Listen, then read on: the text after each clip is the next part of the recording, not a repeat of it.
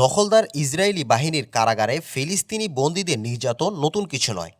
তবে সাম্প্রতিক সময়ে এমন কিছু ঘটনা প্রকাশ পেয়েছে যা এই অত্যাচারের ভয়াবহ রূপকে সামনে নিয়ে এসেছে।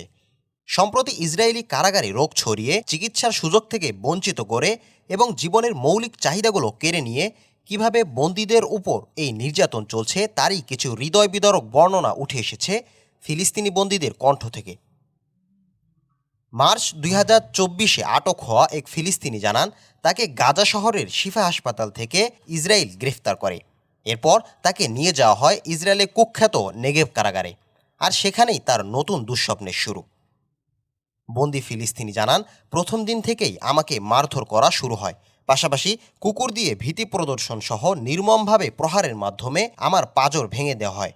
আর এখন মারধর কমলেও শরীরের ব্যথা বেদনায় আমার মানসিক কষ্ট যেন আরও বেড়েছে। বন্দি ফিলিস্তিনি আরও জানান, শত শত বন্দি স্ক্যাবিস বা গুটি বসন্ত রোগে আক্রান্ত, যা তাদের জীবনে শারীরিক ও মানসিক নির্যাতনের এক নতুন মাত্রা যোগ করেছে। কিন্তু ইসরায়েলের কারা কর্তৃপক্ষ তাদের রোগ মুক্তির কোনো ব্যবস্থা তো করছেই না, উল্টো এই রোগকে কারা কর্তৃপক্ষ ফিলিস্তিনিদের আরও কষ্ট দেওয়ার অস্ত্র হিসেবে ব্যবহার করছে। ফিলিস্তিনি বন্দীদের অভিযোগ, তাদেরকে দীর্ঘদিন অপরিষ্কার কাপড় পরতে বাধ্য করা হচ্ছে, পরিষ্কার পরিচ্ছন্নতার কোনো ব্যবস্থা রাখা হয়নি। তাছাড়া ইসরায়েল বন্দীদের অসুস্থতাকেই নির্যাতনের আরেকটি অস্ত্র হিসেবে ব্যবহার করছে। এদিকে ফিলিস্তিনি বন্দি ক্লাব ও বন্দি বিষয়ক কমিশনও ইসরায়েলের কুখ্যাত নেগেভ কারাগারে ফিলিস্তিনি বন্দীদের মধ্যে স্ক্যাবিস রোগ ব্যাপকভাবে ছড়িয়ে পড়ার তথ্য নিশ্চিত করেছে। পাশাপাশি ইসরায়েলি কারা কর্তৃপক্ষের বন্দীদের চিকিৎসা না দেওয়ার বিষয়টিও জানিয়েছে তারা। অন্যদিকে শুধু চিকিৎসা নয়, জীবনের মৌলিক চাহিদা থেকেও বঞ্চিত ফিলিস্তিনের বন্দীরা। বন্দি এক ফিলিস্তিনি জানান, 6 মাস ধরে আমি একই পোশাক পরে আছি। প্রতিদিন ভোরে আমাদের চাদর ও গদি কেড়ে নেওয়া হয় এবং অনেক রাতে তা ফিরিয়ে দেয়। ঠান্ডা আর অনাহারের মধ্যে আমাদের জীবন কষ্টকর হয়ে উঠেছে। শীত ও ক্ষুধা আমাদের প্রতিদিন আরও অসহায় করে তুলছে।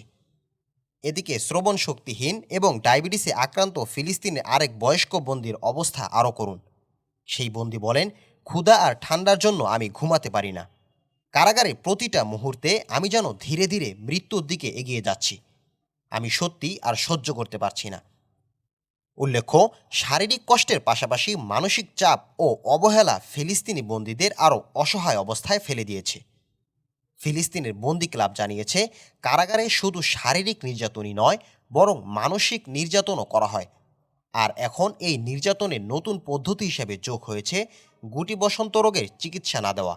এর পাশাপাশি ফিলিস্তিনি বন্দীদের খাবার, চিকিৎসা এবং শারীরিক অবস্থা ইসরায়েলি কারাগারে এমনভাবে নিয়ন্ত্রণে রাখা হচ্ছে যেন তারা ক্রমাগত অমানবিক দুর্ভোগের মধ্যে থাকে। এদিকে মানবাধিকার সংগঠনগুলো ফিলিস্তিনি বন্দীদের ওপর দখলদার ইসরায়েলি বাহিনীর শারীরিক আঘাত থেকেও আরও ভয়ঙ্কর অদৃশ্য নির্যাতন চালানোর বিষয়টি নিশ্চিত করা সহ এই ধরনের পরিস্থিতি নিয়ে গভীর উদ্বেগ প্রকাশ করলেও এখনও এর বিরুদ্ধে জোরালো কোনো পদক্ষেপ নিতে পারেনি। অথচ বিশেষজ্ঞরা মনে করেন, এ ধরনের নির্যাতন বন্দীদের শারীরিকভাবে অসুস্থ ও মানসিকভাবে অসহায় করে তোলে, যা মানবাধিকারের চরম লঙ্ঘন। শাহিন আলম, আন্তর্জাতিক ডেস্ক, নিউজ নেস্ট।